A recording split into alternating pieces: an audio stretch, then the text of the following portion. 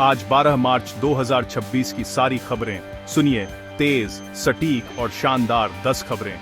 अगर आपको ये न्यूज़ पसंद आए तो वीडियो को लाइक करें, शेयर करें और सब्सक्राइब जरूर कीजिए। घंटी दबाना न भूलें। ध्यान रखें, नीचे एक मजेदार जी के प्रश्न भी है। सही उत्तर कमेंट में लिखिए। सही जवाब देने वालों में से एक को अगले वीडियो में स्पेशल शाउट आउट मिलेगा। प्रश्न: भारत का संविधान किस वर्ष लागू हुआ था? विकल्प ए 1947, बी 1950, सी 1952, डी 1949। अब शुरू करते हैं।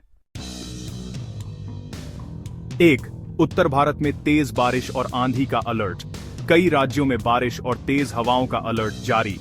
मौसम विभाग यानी आईएमडी ने उत्तर भारत के कई हिस्सों के लिए अगले 24 से 48 घंटे में भारी वर्षा और तेज हवाओं का अलर्ट जारी किया है। उत्तर प्रदेश, बिहार, दिल्ली, हरियाणा और राजस्थान समेत करीब 7 राज्यों में 40 से 55 किलोमीटर प्रति घंटा तक की हवाएं और कहीं-कहीं गरज चमक के साथ तेज बरसात की आशंका है।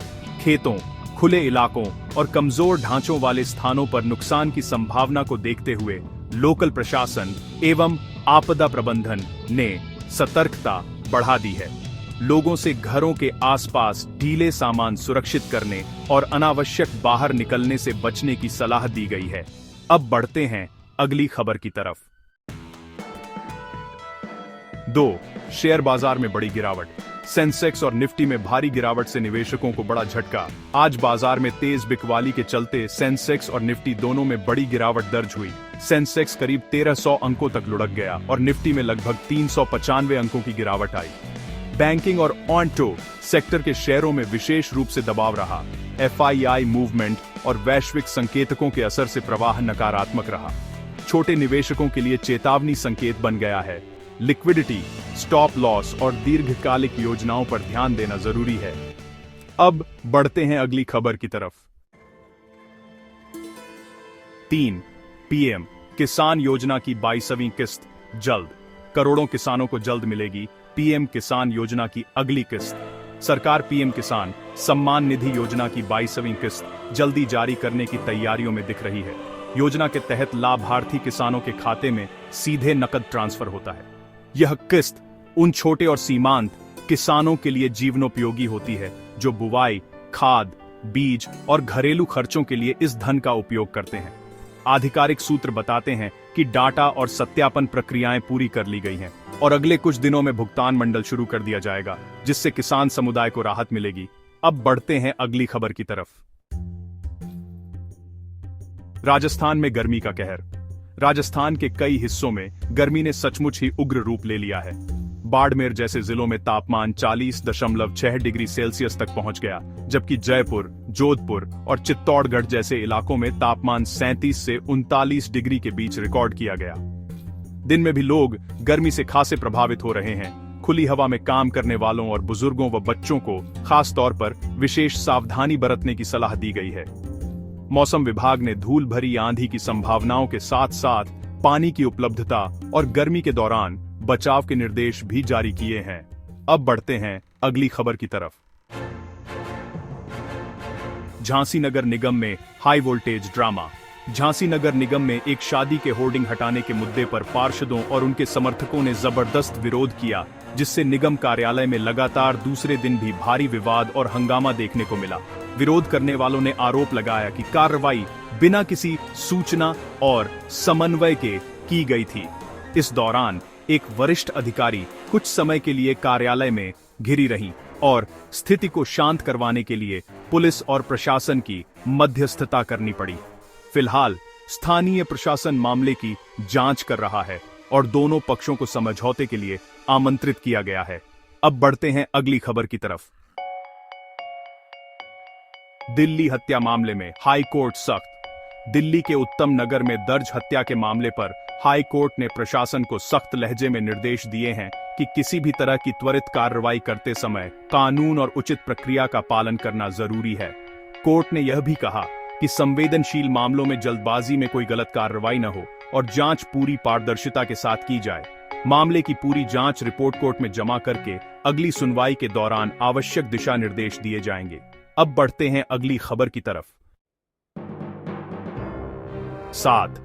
भारत के तेल खरीदने पर अंतर्राष्ट्रीय बयान। रूस से तेल खरीदने को लेकर भारत पर अंतर्राष्ट्रीय चर्चा हो रही है। दरअसल भारत रूस ऊर्जा लेन देन को लेकर अंतर्राष्ट्रीय स्तर पर ताजा चर्चाएं और टिप्पणियां आई हैं। रूस के राजदूत ने भी साफ तौर पर कहा है कि हर देश को अपने राष्ट्रीय हितों के अनुसार ऊर्जा निर्णय लेने का अधिकार है और किसी भी देश को दूसरे पर दबाव बनाने का अधिकार नहीं है। यह बयान वैश्विक ऊर्जा बाजार तथा भू राजनीतिक स्तर पर भारत की स्वतंत्र नीतियों पर हुई बहस का हिस्सा बना हुआ है। साथ ही दीर्घकालिक ऊर्जा सुरक्षा के विकल्पों पर रणनीतिक विमर्श भी तेज हुआ है। अब बढ़ते हैं अगली खबर की तरफ। 8वीं खबर, सीबीएसई पेपर के क्यूआर कोड पर विवाद। 12वीं के मैथ्स पेपर के क्यूआर कोड को लेकर चर्चा हो रही है। सीबीएसई की 12वीं कक्षा के गणित प्रश्न पत्र में छपे क्यूआर कोड को लेकर सोशल मीडिया पर हल्की फुल्की चर्चा शुरू हो गई है। कुछ छात्रों ने कहा कि क्यूआर स्कैन करने पर एक गीत या ऑडियो खुल गया, जिससे मजाक और सवाल दोनों उठे। बोर्ड ने त्वरित सफाई दी और कहा कि क्यूआर कोड पेपर की सुरक्षा या वैधता पर असर नहीं डालता। यह शायद तकनीकी या प्रस्तुति का मामला था और बोर्ड आगे भी परीक्षा की सुरक्षा सुनिश्चित करेगा। अब बढ़ते हैं अगली खबर की तरफ। 9वीं खबर, क्रिकेट जगत में ट्रॉफी को लेकर विवाद। T20 विश्व कप ट्रॉफी को मंदिर ले जाने के फैसले को लेकर राजनीतिक और खेल समुदाय में बहस छिड़ गई है। कुछ जनप्रतिनिधियों ने इस पर प्रश्न उठाए, जबकि टीम के सदस्यों और खेल अधिकारियों ने अलग नजरिया रखा। मामला सोशल मीडिया पर तेजी से वायरल हुआ और प्रशंसकों के बीच अलग अलग प्रतिक्रियाएं आईं। कुछ लोग इसे सांस्कृतिक सम्मान मानते हैं तो कई लोग कहते हैं कि खेल और धर्म को अलग रखना चाहिए। इस बहस का हल शांति और आपसी सम्मान से निकले, ऐसी उम्मीद है। अब बढ़ते हैं अगली खबर की तरफ। 10वीं खबर, मोबाइल यूजर्स को बड़ा फायदा। टेलीकॉम कंपनियों के सस्ते साल भर वाले प्लान की चर्चा हो रही है। बड़ी टेलीकॉम कंपनियां अब साल भर चलने वाले किफायती रिचार्ज प्लान्स पेश करने की योजना बना रही हैं, जिनमें सीमित कीमत पर अनलिमिटेड कॉल्स और बड़ा डेटा पैकेज मिल सकता है। ऐसे वार्षिक प्लान से उपयोगकर्ताओं को मासिक खर्च घटाने में मदद मिलेगी और प्रीपेड कनेक्शन धारकों को दीर्घकालिक बचत का अवसर मिलेगा। कंपनियां प्रतिस्पर्धा के तहत अलग अलग वैल्यू एड्स भी दे रही हैं, जिससे कंज्यूमर चुनाव बढ़ेगा। अब बढ़ते हैं अगली खबर की तरफ।